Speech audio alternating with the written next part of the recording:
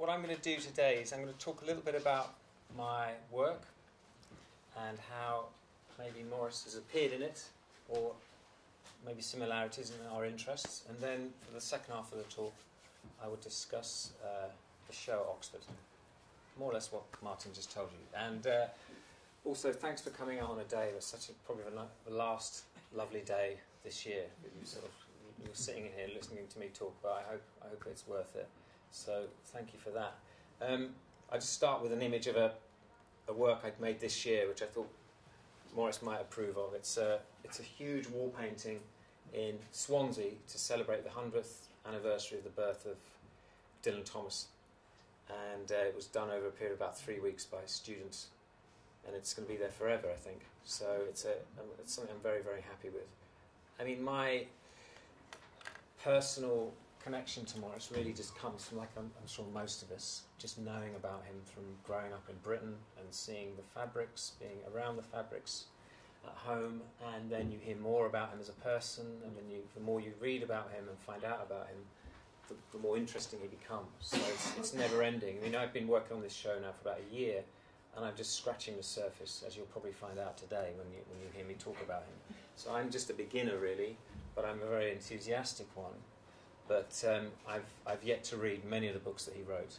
But I do know some of his quotations, of which this is one, and also one that you got when you came in. I hope everyone picked up the little piece of paper. I printed those, or most of those, yesterday here with Rebecca on the press downstairs, on the Kelmscott press. And those are meant to be his last recorded words. I want to get the mumbo jumbo out of the world. So those are meant to be his last recorded words, which I think is an amazing phrase. But also, I'd like to think that this talk today won't be full of mumbo jumbo. I'm going to make it very straightforward in terms of talking about contemporary art. This is a poster I did a few years ago for art students. They were asking artists, and also the Arts Council were asking artists to make posters about supporting the arts. And I found this quote by Morris, which I thought was a perfect quotation for then, but also a quotation for now. This was when there were a lot of cuts happening around the arts, and then it was taken up by art students actually for the demonstrations about the student loans and the cuts in education. Probably the most famous thing I'm known for in terms of a relationship to Morris, though, is the exhibition I did at the British Pavilion last year, which some of you may have seen, or you may have seen at the William Morris Gallery. Went there in February last year, or January last year, and it was an exhibition called English Magic, and I knew that I wanted Morris to play a big role in this exhibition somehow. I couldn't work out why, I could work out why, but I couldn't work out quite how he would make an appearance. But it was an exhibition really about mythology of Britain, about almost a kind of mythology, but also about time travel within Britain. Having objects that are about the future, about the past, about the deep past, as it were, but also about the present, and stories about the present that would be looked at in almost a mythological way. And I knew that Morris had to be there, had to fit into this exhibition somehow. This is the exterior of the show. So you see this quotation, "I searched for form and land. For years and years I roamed." I mean, that could almost be a Morris quote, or a quote from an ancient text, or of the Bible even, the Old Testament. But it's actually a quote by David Bowie from one of his songs from 1970 called "The Man Who Sold the World." And so I set the tone of a rather mysterious place, and maybe slightly magical place even, by that quotation. And then you see the bird inside. The bird is a hen harrier, and it refers to a story. Each of the paintings I've made refer to stories, contemporary stories about life in Britain. And this refers to a news story about Prince Harry and a friend probably killing two of these birds in 2007 on the Sandringham estate. And it's a giant hen harrier comes back to take revenge on man in the form of a Range Rover, which is my least favourite car. Inside the exhibition, I used Neolithic artefacts and modern objects, contemporary objects. Those 3 discs are actually copper discs, master plates for a record that I was making. So I was trying to mix the old and new, maybe in a way that Morris tried to. He always saw the two as coexisting, contemporary life and ancient life and history coexisting. And that's something I wanted to have. So this idea of a space of possibility. Now, this was in the show in a sense. This is a yacht called Luna. As you may know, it's one of Roman Abramovich's yachts. It's one of his smaller yachts. It's 377 feet long. And 2 years before, in 2011, I'd been in Venice at the Biennale, and he'd parked his yacht alongside the Giardini where all the exhibitions were and blocked the view for people, but also taken over a huge amount of space on the pavement. So people had to walk in a very restricted way past the yacht. And people were very annoyed about this, but in a way it's really the art world we've made for ourselves, or the world we've made for ourselves really, but things like this are allowed to happen. But I thought a good way to get revenge on this is through art and through depicting it, or depicting something strange happening to this boat. So to get revenge in a sense creatively. So this is the image you may know. This is and it's of Morris throwing Luna into the lagoon in Venice. So really, it's like this mythological image. It's like Poseidon or a mythic character, and in a way, Morris is a mythological character now. He is a colossus in a sense of culture, and so in a sense, this is the triumph of art over materialism. It's the image of that, and also I thought it was quite funny to have this happen, and because I knew people would find it amusing, but it was a good way of getting people's anger out. So many people were so excited to see this painting because they'd seen the boat 2 years previously, and it was like a real release almost for certain members of the public to see this image and to see the demise of the yacht in this way. But of course, it had to exist for me, it had to exist within a room, because it was in a side room, and there had to be other material in that room. So if you look to the right of that image, you see these framed objects, and they are share certificates from the Soviet Union, from the end of the Soviet Union, basically, from the end of communism. In a way, Morris represents, in a sense, the beginning of socialism or the beginning of communism, those ideas taking form in terms of a party or an ideology. And these objects, and the yacht in a way, represent the end of it, what happened at the end. So these are share certificates and tokens that were given to people who worked in the nationalised industries in Russia, which is basically a huge amount of the population worked in these industries because all industry was nationalised. And at the end of the Soviet Union, they were given these as a way of giving them a share in their the firms and factories they worked in and the businesses they worked in. But of course, very quickly they were divested of these shares, and the shares were worthless, or they were bought from them by syndicates or through pressure. And so they lost control of those factories, and the people that bought those factories are the people we know about now who bought into those industries, people like Abramovich, and that's how they made their money in these few years after the end of the Soviet Union. So these very simple, rather beautiful objects actually have an incredible history and a story behind them. So I wanted them to be there, but also the stories behind them. So you can see they're quite long stories about how the companies were taken over and how private armies came in and people were killed and so on. But they're very important stories. So that had to be present. Also, this isn't the best photograph in the world. As you can see here, these are some Morris blocks. For Kennet, I think. No, even load. There are 33 blocks in even load, so we didn't have them all up. They're loaned by the William Morris Gallery. And underneath, if you lift this piece of velvet, you see the design. We had that because the light levels are so low. Now, when we show this work, we still have it over, even though the light levels are okay. It's on show in Margate at the moment, just because I like the idea of lifting something, lifting a curtain to view something. There's a sense of a literary sort of theatrical sense to it. So that was there as well. And in a way, what I was trying to suggest was all those objects making something so beautiful about how those objects work together, and maybe, again, something like about Morris's view about how if you work together, you can make something that's beautiful, and also the craftsmanship of the blocks. So that was meant to be in opposition to these share certificates.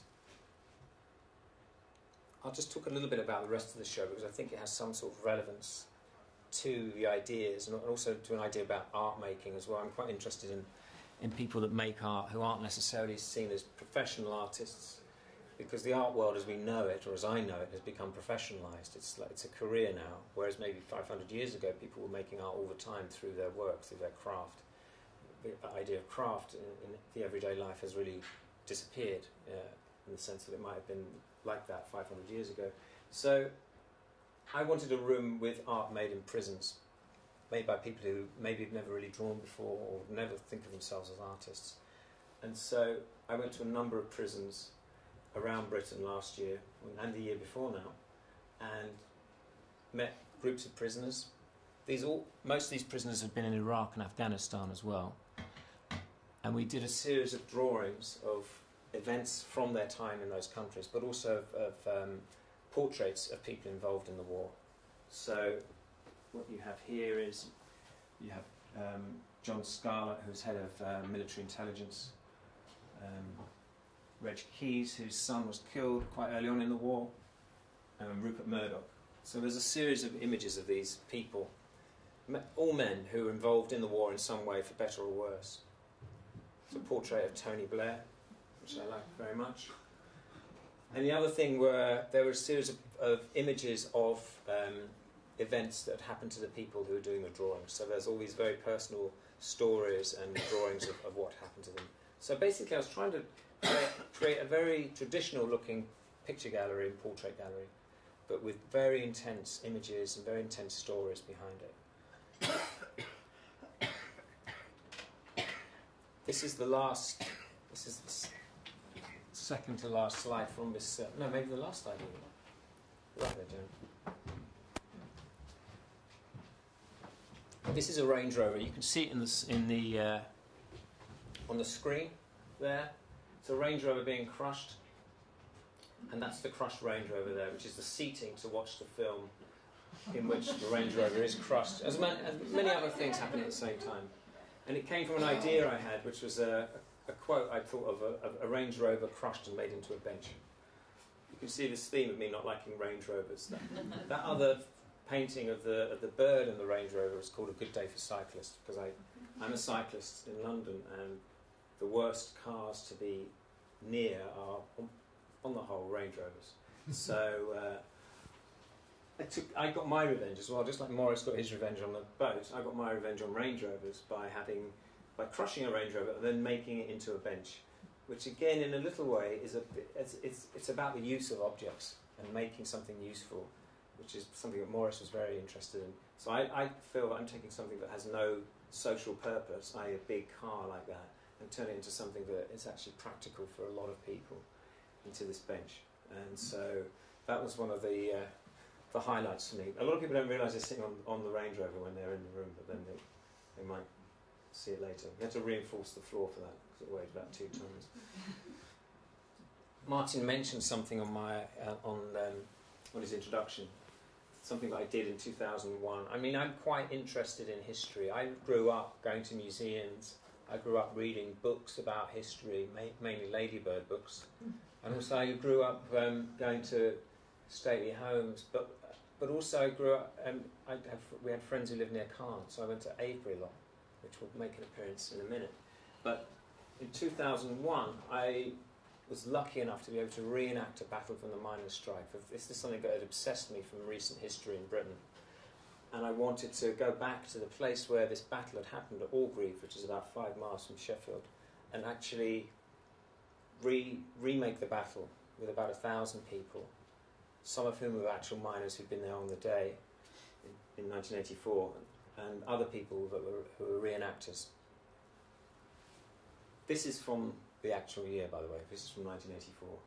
And basically what I was trying to do, this is an image from the reenactment.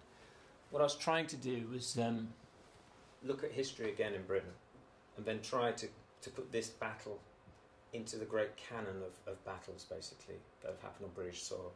So put it into a Civil War context. But also I was interested in creating something that wasn't anything to do with making the world a better place. A lot of art at the time, but also now, is seen as a way of healing wounds and so on, and I wasn't really interested in doing that. If anything, I wanted to make people more angry and more upset about something, if that was possible, because some of these people former miners are still very upset about what happened to them during the strike.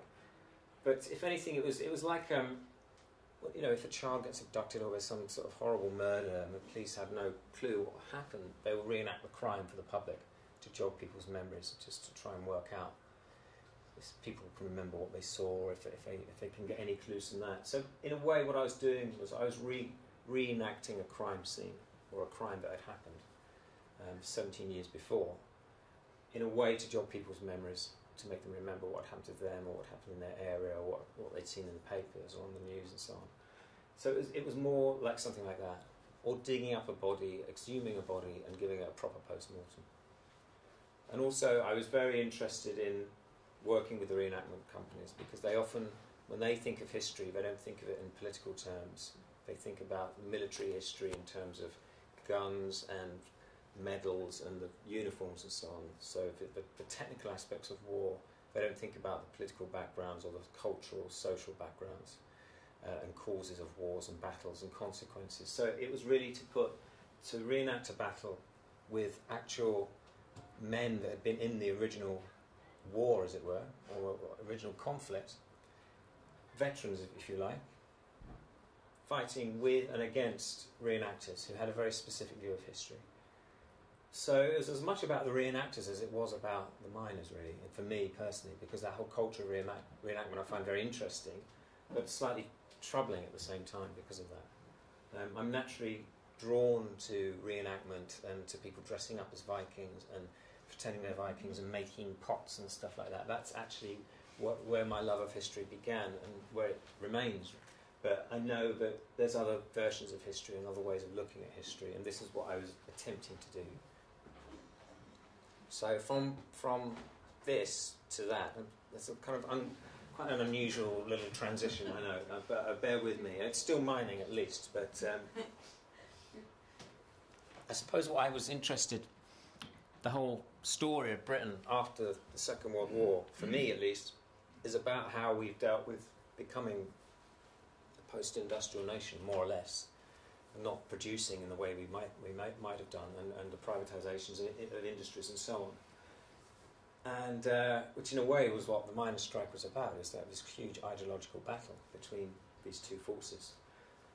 But this battle obviously was going on before, but also this battle was is played out in many different ways, is fought in many different ways, and this is just one way that it was fought in 1973. This is the glam rock wrestler, Adrian Street, returning to the pit that he used to work in, to have his photograph taken for the Sunday Pictorial newspaper, posing with his father, who he hated, at the mine that he hated, with the miners in the background, who of course he hated as well, in the country he hated, Wales, as a way of showing them what he'd made of his life, how he transformed himself into this beautiful creature amongst all this dirt and horribleness, basically. So, in a way, if we can start by mentioning Warhol at this point, this is a kind of Warholian transformation, effectively. This is someone who's leaving industry, but also, in a sense, it's something that Morris would have been interested in, someone turning their back on industry and finding fame and fortune in London, but also becoming very, very creative as well. Adrian was a very artistic, creative man, but of course he was never allowed to express that at school. But in what he did, in terms of the way he fought and the way he made his costumes and designed his costumes and painted and so on, and also his persona is an incredibly creative act. So it's a sort of mix between folk and pop art, and his life is an incredible story. And he's still alive, and he finished wrestling this year at the age of 74. There's another shot of him. But he's someone I'm very interested in, just because his story and that photograph, I'll go back to that photograph, really sums up Britain, what's happened to Britain since 1945, is we've gone from being a nation of industry and heavy industry to one of being a nation of entertainment and services. And Adrian was just a pioneer of this, and a very extreme version of it. But within that photograph you have the history of Britain, I would say, for the last 60 years or so. Adrian sees it very differently. He sees it as a piece of revenge on his father. So it's more like a biblical story. I mean, also you can interpret it as like something out of Blake's Jerusalem, of this figure coming to show the industrial masses what the future could be like, or saving them almost. So he's almost this sort of Christ-like figure, sci-fi Christ. Mirrors again. I've always had a very long interest in folk art and what you might call vernacular art, and obviously Morris had a huge interest in this, as do a lot of other modernists as well. I know Morris isn't necessarily a modernist, he's an influence on modernism, but I went to a Charles Rennie Mackintosh exhibition recently of his drawings, architectural drawings, and most of them are of little sheds and parish churches and ruins and little self-made buildings in the countryside. That's the thing that really obsessed him. And I've always been really obsessed by things that are handmade, made by people who aren't necessarily think themselves as artists, but have some sort of purpose, or maybe don't have a purpose. This is one thing that definitely does have a purpose. It's a mechanical elephant, and you can see two children are just on it, just behind the keeper. His name is Peter, and it walks. It's got an engine in it a lawnmower engine in it, and it even has a reverse gear. And what you can't tell from this image is how noisy it is, and how it's a bit smelly as well, and noisy and juddery. The kids are sometimes are quite wary of it. Parents are usually in tears of happiness when their children are on it, though. So it's quite an interesting thing. But we saw this, a colleague and I, Alan Kane, we did a collection of British folk art and vernacular art, which included a lot of craft. And we were just really looking at Britain to see what would be contemporary folk and vernacular art. So you have these sort of sculptural speaker statues in Notting Hill, for example. That's a very contemporary thing. But also we were looking at traditions that have been going on for hundreds, if not thousands of years, many of which the derivations and the origins of have been lost in the mists of time. So people sort of make up the stories now, which is always very interesting. Now there's 3 slides in this talk, or 4, that we haven't been able to turn the right way. This, I'll give you a clue, is one of them. But I will go on quickly. This is Avebury from an angle. I'm sure a lot of you have been to Avebury. Maybe, if we were sort of levitating. I'll do another shot. There we go. How about that? I used to go to Avebury quite a lot. We have friends nearby, like I said, and of course Morris knew Avebury very well. Being at Marlborough College, he went to Avebury a lot and wrote about it. But also he wrote about all the other structures around this. It's full of Neolithic sites, burial sites, and so on. And Silbury Hill, which is a huge man-made. Iron Age Hill, I think it is Iron Age. I got in trouble with some archaeologists recently for getting it wrong, but I think it was Iron Age. They put me right. So this is something I used in Venice. This is an image from Venice, and it's called Profile of William Morris detected in a stone at Avebury. Can people see William Morris in that stone? Who can't see it? You can't see it. That's his eye.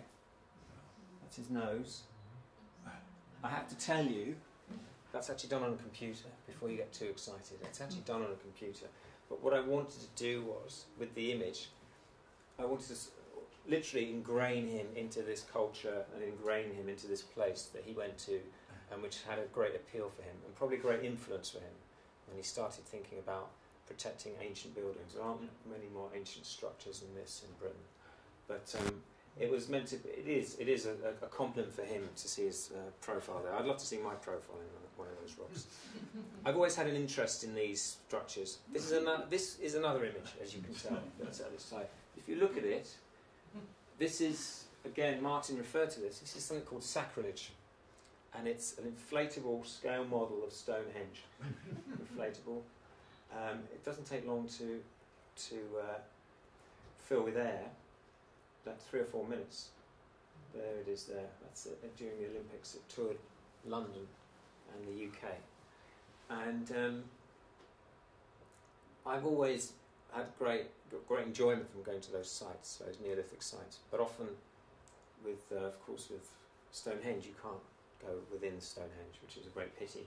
So I thought I should make a version of Stonehenge that was mobile and could travel around Britain.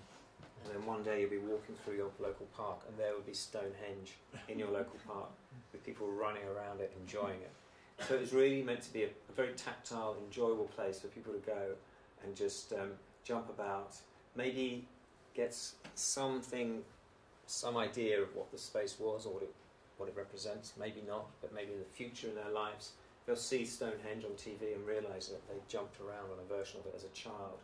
So it's in a way it's an attempt to brainwash or something like that young people into enjoying these places and appreciating them. But also it was meant to have a look at British history and not get too serious about it and not get too caught up in it and tied up in what Stonehenge represents. Also, what I find interesting is that Stonehenge is almost the archetypal building in Britain that represents our identity, and yet no one knows what it was used for. I mean, people have ideas, of course. I gave a talk recently in Bristol, and I mentioned this, that no one knows what it's for, and I found it like a space of humour as well. And someone had asked me a question about this, and as soon as I said the word funny, her face just screw up into this like, just screw up basically. And she, I didn't realise I was talking to a druid. She was very, very angry with me because she knew exactly what had happened there 5,000 years ago. And she told me in no uncertain terms. But I like the idea that no one knows, so you project your own views on it and your own ideas about Britain and so on, and our identity. I took a series of pictures of young people, of gymnasts, tumbling and sort of doing somersaults and so on. And so I have about 8 photographs of these young people just suspended in midair, basically. And I wanted to have the idea that actually, despite all the humour, it's actually quite a mystical place, and it can still be seen as that, even though it's an inflatable version. And so they're almost I say them as levitating off the ground. It's to scale, and I suppose what you don't get the idea of when you're in Stonehenge or around it is how wide it is as a space. It's about 110 feet across, and so and it's absolutely every part of it is in the place where it should be. It's currently in storage, but today, weirdly, all days I got an email from English Heritage asking if I'd like to take it to Stonehenge at some point, probably next year, put it next to Stonehenge. So expect pile-ups on the A303, people just thinking they're hallucinating. But that brings us, in a way, Stonehenge and ancient culture brings us to William Morris and Andy Warhol. That's Andy Warhol, by the way. We'll go back to Morris. The idea for the show isn't mine, I have to admit. Sally, who's at the back, asked me about a year and a half ago, would you be interested in doing this exhibition with these two people? And I said, absolutely. If only because it seemed, for me, quite a natural fit. Now, maybe not to everyone here, it doesn't sound like these people have absolutely nothing in common as artists, but maybe that's what I'll attempt to do today in the next 30 minutes is try and explain why I think they have a lot in common and why the exhibition will be, I hope, quite a revealing exhibition. I'm just going to read something out to you, and I want you to tell me. I did this with the head of the William Morris Gallery, don't tell her I told you this, and also the head of the Andy Warhol Museum, and they found this very difficult. I'm going to read out some quotes by William Morris and Andy Warhol, and I want you afterwards to tell me who you think said this. So, whenever people and civilizations get degenerate and materialistic, they always point to their outward beauty and riches. Who said that? Well, you're pretty good. That is Andy Warhol. Maybe you're going to do better than the other. Okay, machines then. I have boundless faith in their capacity.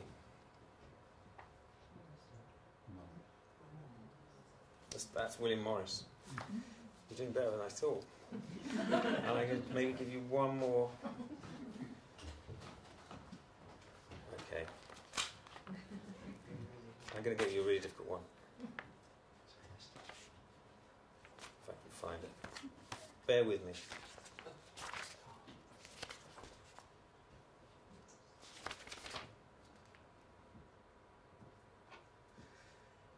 You know what? I can't find it. But I will come back to that. Here we go. For me, I want to make art for the mass of the people, for everyone. Warhol. Actually, you did much better than the Team Museum. I thought those were quite difficult. So you have these two artists who never met. They never even shared the same century.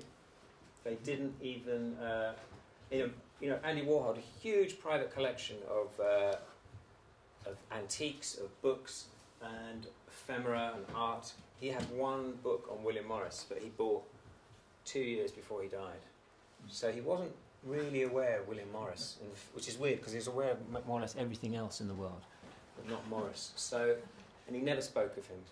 But he did go to a university based on some of the principles that Morris espoused for higher education in the arts. So in a way, there was an influence there.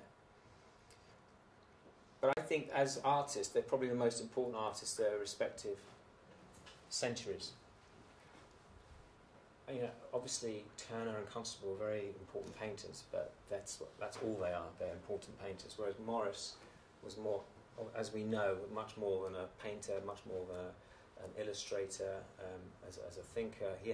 His career, in a way, was very contemporary, in the way that a lot of artists now do many things. He had a multimedia career, effectively, before anyone knew what that meant, or what that phrase was even bandied about. So he had a multimedia career before Warhol had what was seen as a very modern, contemporary multimedia career. And that was something that I thought could work. So the show's in 4 rooms, or 4 sections. I'm sure a lot of you know what this is. This is the Attainment of the Grail from the Holy Grail series, and this will be in the exhibition. I suppose it is a star exhibit. And the first room is called Camelot, and that really is a room about mythology and about how each artist is obsessed. Well, they had childhood obsessions which they kept with them through their lives, and they died still being obsessed with these things. As we know, Morris was still working on these tapestries when he died. They're still being made. The Kelmscott Chaucer had just been finished almost, and likewise with Warhol, he'd never stopped being interested in what he was obsessed with as a child, which we'll talk about in a minute. So this will be the main part of this room, and this, in a way, is the absolute height of his achievement in terms of depiction of medieval life and his obsession with medieval life. And Camelot, I thought, worked on a number of levels, as I'll describe in a minute. There's another sideways image now, which is a quite strange image anyway, but bear with me. I just thought you'd like to see it. That is the Holy Grail tapestry being cleaned in the storage of the Birmingham museums. As you can see, there's cars and steam engines behind and motorbikes. But I like that as an image. That was a few weeks ago. We went to see it being hoovered, basically, and very carefully. But so that is sort of a massive overarching image in the first room, and opposite that will be images like this. So the image for Warhol, it was Hollywood. Hollywood that was his nirvana, was his this place where this mythical place. For Morris, he was interested in mainly, really, as we know, in medieval imagery, but also medieval mythology and tales and stories and so on. They both had, in a strangely similar childhoods, so they're both quite ill as children, spent a lot of time at home and had a lot of time to sort of explore their imaginations and to read.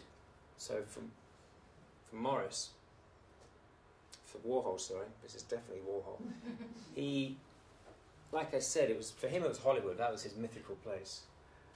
And he spent his time writing to movie stars, collecting photographs, cutting out photographs in magazines and making scrapbooks, all of which still survive. So this, for me, is almost as important as the Holy Grail tapestry. It's a signed photograph of Shirley Temple to Andrew Warhol, that was sent to him. They were the same age, and Shirley Temple was Warhol's absolute goddess in terms of who he admired in Hollywood. And I think he got that when he was 11 years old from her, and he kept it ever since. For me, if you see that image, this image, and that image, there's very little difference really. If you think about it, this is a hand-coloured black and white photograph, and the Marilyn come in a second. There's a kind of problem with the image by the looks of it. The Marilyn is a hand-tinted photograph as well, basically. It's a hand-painted image. Let's try and get that back. Well, let's go back to Marilyn. Maybe we're not going to go back to Marilyn, by the looks of it. Anyway, so that really interested me, about these two young people who basically, from an early age, had these obsessions, which they kept. There we go, there's Marilyn. This is actually a tapestry. It's a very rare tapestry that was made in '68, which will be hanging alongside the Holy Grail tapestry. And it was unusual for him to make tapestries, and there's only a few of these in existence. But like I said, very similar to the Shirley Temple. I don't know if you know this from Kelmscott Manor. These brass rubbings by Jane and William Morris, of Jane and William Morris, who lived nearby in medieval times, which I obviously they probably saw as some sort of sign. So these sort of iconic figures, iconic depiction of human beings is something that you see in medieval art, obviously, but also in the way that Warhol worked. This is King Arthur as well, again. But as you know, the Camelot was used not just about King Arthur. It became known. JFK's presidency was called Camelot, and so within this section there'll be a section about JFK, about his death, because it was something that Warhol depicted quite a lot, or worked on quite a lot. This is, so we have Jackie here, Jackie again. And this is an amazing thing, again, from his archive. There's a quite famous portrait of Jackie Kennedy, of her smiling. So it's not from the funeral, obviously, and it's taken from this book. And he's just cut the picture out of her there and just used it for the portrait. So he's almost beheaded her. It's like a piece of iconoclasm. It's a very interesting thing to show. So that will be in the exhibition as well. I think the section after this, we'll go from this idyll, effectively, of mythology, of these two states, these two highest states of Hollywood and medieval Britain. And when we talk about politics, and I think that's when people think about me doing a show with Andy Warhol and Morris, they think, well, their politics are absolutely opposite of each other. Their views on society were absolutely contradictory to each other. But actually, I don't see that as the case. I mean, just those quotes I read out to you, which you very cleverly realised were by those people, could be by either men, I think. And also, a lot of Warhol's work is highly political. So the next section is about politics, and sort of quite hard politics as well. So there'll be a race riot picture, because this work is done just after the Kennedy assassination, very like a year later. And he had a moment when he was making highly political works, which he returned to at the end of his life. The last 5 or 6 years of his life, the pictures are all very much about death and destruction. They're images of knives, of guns, of nuclear destruction, and then the final self-portraits, which you might know are incredibly death-like. They're like death mask portraits, they were called, even at the time, before he died. So, for example, when you're putting a show together, you have to think of, I think you have to think of ways of mixing the material up, and how do you mix this material up. So, for example, for this exhibition, this will be framed, this pamphlet, and will be hung next to the race riot picture. Just as a way of showing that maybe both artists were very, I mean, clearly Morris was incredibly concerned with society and was obsessed with it. Obsessed with writing about art's role in society, and then society itself, effectively, when he converted to socialism. So there'll be a lot of pamphlets in this section, but also some of the work that Morris was doing at around the same time he was beginning to convert or be converted to socialism. Because I suppose just as everyone thinks that Warhol is shallow and superficial and is not interested in politics or in serious subjects, when often it's exactly the opposite.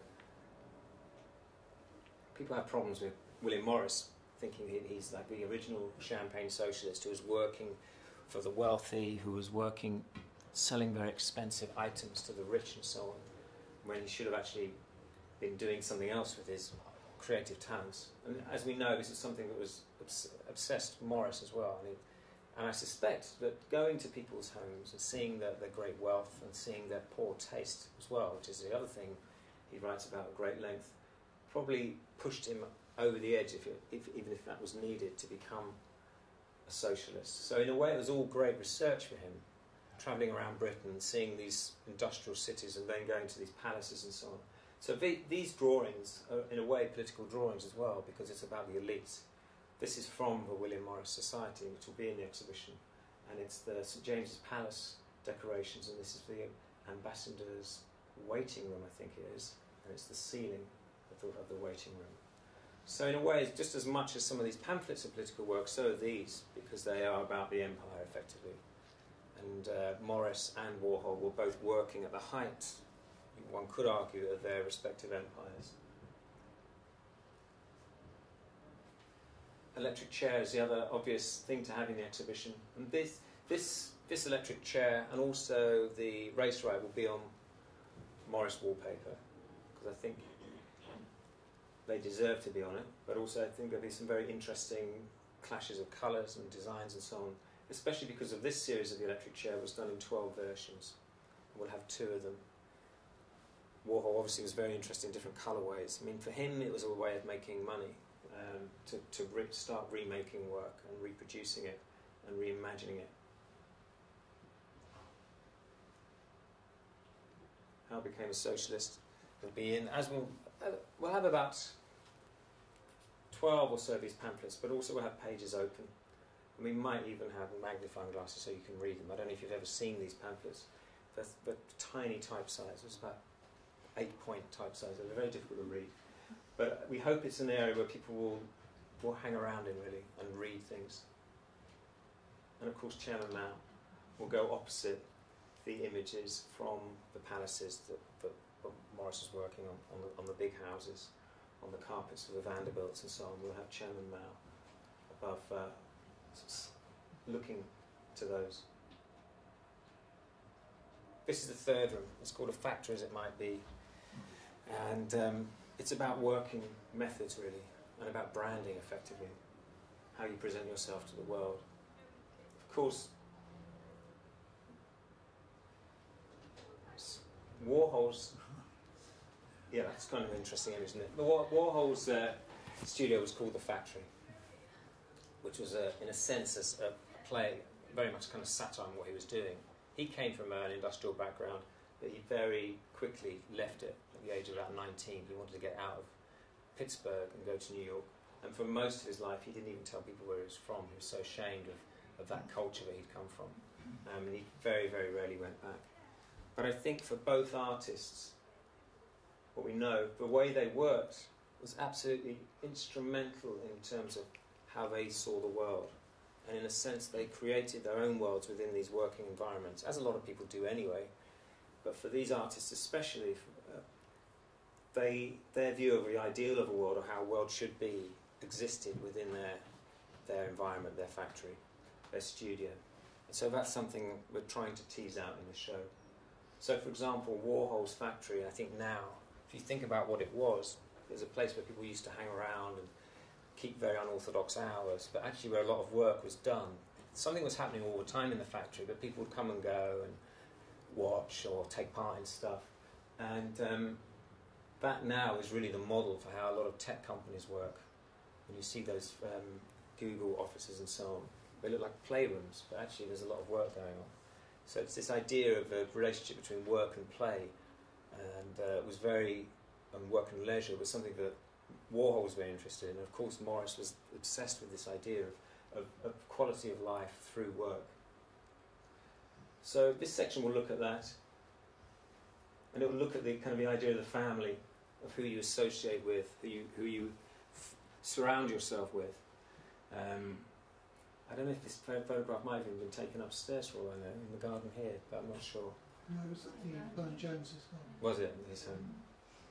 So you have the idea of the family, with all the kind of complicated elements within it, and the strains and stresses within it.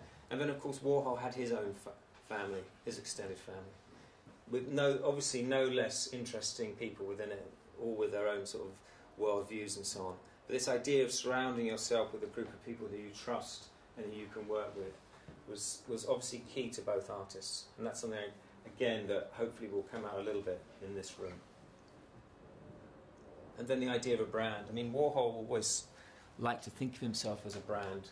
He would do advertising for people. He trademarked his name, I think, at one point. He was very interested in the way that he could extend himself out into the world as an artist, and was constantly trying to find ways of doing it. Just before he died, he was doing digital art. I don't know if you've seen this. There's a film on TV now of him, on the internet, of him doing a portrait of Debbie Harry releasing a Blondie on a computer in something like 1985 to a huge audience at a big conference. So he would have been, I think if Warhol had lived, he would have been all over the internet. He would have owned websites. He would have owned social networking sites. If you think of the internet, the concerns of the internet were basically his concerns, the concerns of meeting people, buying things, selling things, gossip. All those things were things that he was obsessed with. And I think that he would have been probably the richest man in the world if he'd have still been alive. I mean, Morris also had a big vision and was very keen for people to see it, as we know, and to promote it. And this is his shop on Oxford Street, which is weird because since then no artist has had a shop on Oxford Street. Not even Warhol got close to having his own shop. So he was there again before anyone else. These are beautiful books that we will be having in the exhibition. I'm sure you know them. They're just the promotional guides really to each of his parts of his business.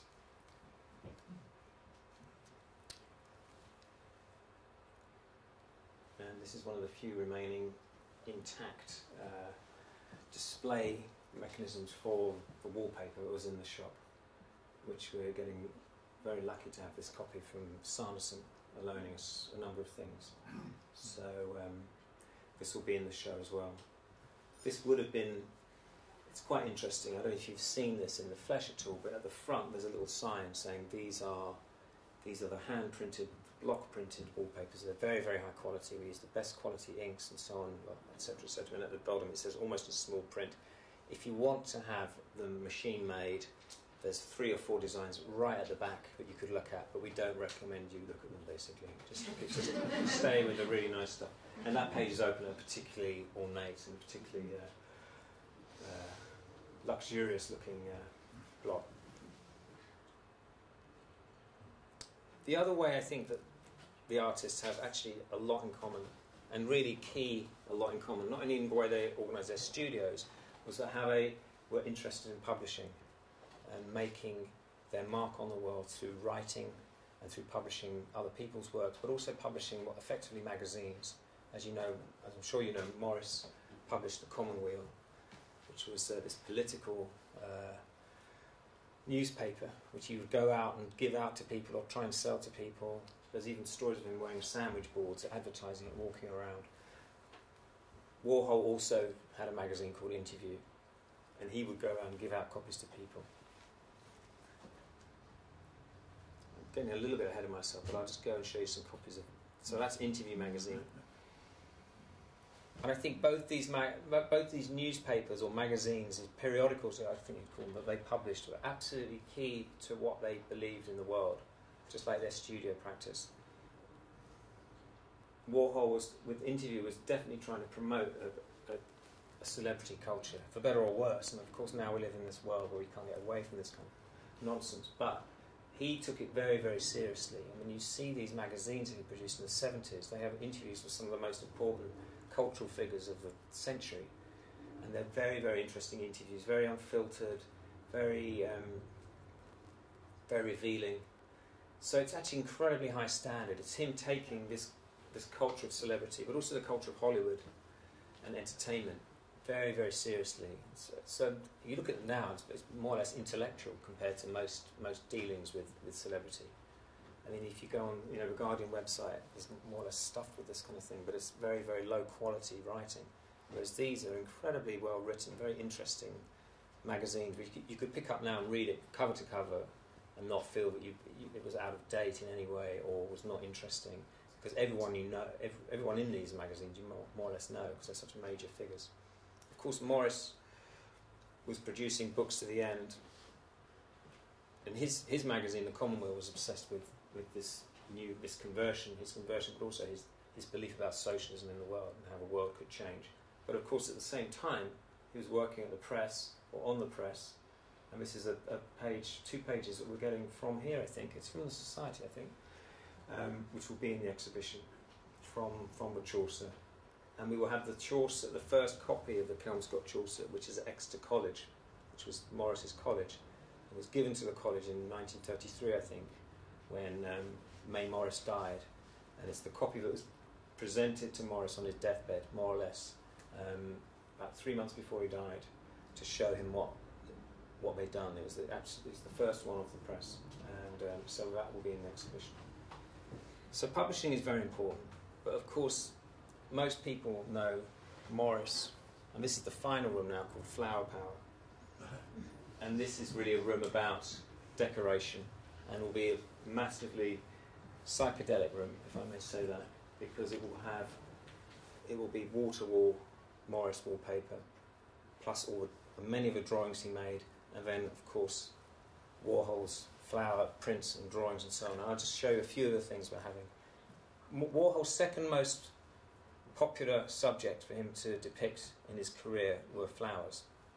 The first was portraits of people, and so there are many works he did as a commercial artist in the 50s. There's a great quote by Morris, which I will actually read out. I found it here. I think it is desirable that the artist and what is technically called the designer should practically be one. And in a sense, he was predicting the career of Warhol in that. Because Warhol in the 50s was a graphic designer, very successful. He bought himself a house in New York. He won many awards doing art direction and illustration for magazines, book covers, record covers and so on. He did thousands of things, literally. Very, very hard-working, made a lot of money. So he was a successful designer before he became what we would think of as an artist, which again is, you could argue, was quite similar to Morris's career, the way it flourished and proliferated after, as it went on. He just got more and more various. So we'll have a lot of these drawings, these beautiful drawings he made for magazines, alongside drawings like this. I can't remember what this one is actually. Does anyone know? It's not Kennet, is it? Or is it Windrush? Anyway, it's Kennet. Let's just say it's Kennet. And these, I think these, for me, again, you could talk about the politics of work like this, and actually there's no politics within it. But I think, for 2 reasons, I think they're very political works. To make work of such extreme beauty, and they are amazing. I'm sure you've seen these drawings; they're absolutely divine, almost. In the face of the Industrial Revolution, is a statement about something, at least. I think we have to agree on that. But also the way that Morris was interested in the way nature related to itself effectively and created some sort of harmony, or something we see in his fabrics and so on. The way sort of the animal kingdom and the vegetable kingdom related. It's definitely, again, something that he was concerned about, and where man fitted in this relationship. Was he a destructive influence, or was he a positive influence with nature and with animals and bird life and so on? This is from here. This is Windrush, I believe. So there'll be the drawings, and then this, in a way, was the starting point. Thinking about this, I don't know if you know this from Kelmscott Manor, when Morris gave lectures about design and about nature, he would basically show these large drawings that he made to explain his theories about how they related to each other. This harmony between design and between nature. And we'll have this in the exhibition. It's like a kind of an early version of what I'm doing now, really, like a big PowerPoint, but for analog. Warhol, as we know, made a big series of flower pictures. He made them directly after he did a series of death and disasters. Almost a way of maybe getting away from the idea of being an artist who will just do these portraits of dead people, like Marilyn Monroe, for example, and then the Death and Disasters. He did a huge series of flower prints, which are no less beautiful, and we'll have a number of those, which he revisited as well. He went back later in his career and started making new versions of them. So that's another one there.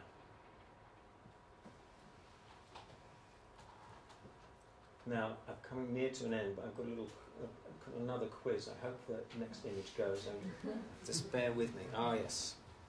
So, we have a match piece. Do you know what a match piece is? It's when Sanderson are loaning us this 33-foot long piece of wallpaper that starts with the base colour of, there we go, start with the base colour of a wallpaper, and then it builds up using all the different blocks to the final image of the finished piece. So if any of you can guess what this is, I'm going to go through it. No guesses? What print this is? Acanthus. It is Acanthus, yes. But look at this. Isn't this amazing? It appears to us. Nearly there. Okay. Well, the last one's coming. There we go. That's the last one. So that actually looks. I mean, when you think of the Acanthus as actually one of the simpler blocks, just because of there aren't that many colours being used. But actually, it's 33 blocks. I think it's 33 blocks being used. So it's actually incredibly complicated. And what I find interesting is that this colourway now, you can't get this colourway with Sanderson because it's obviously too outrageous as a colourway, isn't it? It's just too bright. So the colourways you get with the Acanthus are much more muted, which for me is quite revealing, I think, when you think about some of these homes. We never see colour photographs of interiors of these houses, unfortunately, to see what a riot of colour they may have been. But anyway, that's the big thing in our room on flowers. And that's basically, there's no big end to this talk, I'm afraid. That's the last image. That's the hand of the curator of they're not my hands, of Michael Parry, who's the curator of the Sanderson Archive, who's lent it to us. But anyway, thank you very much for that. Thank you.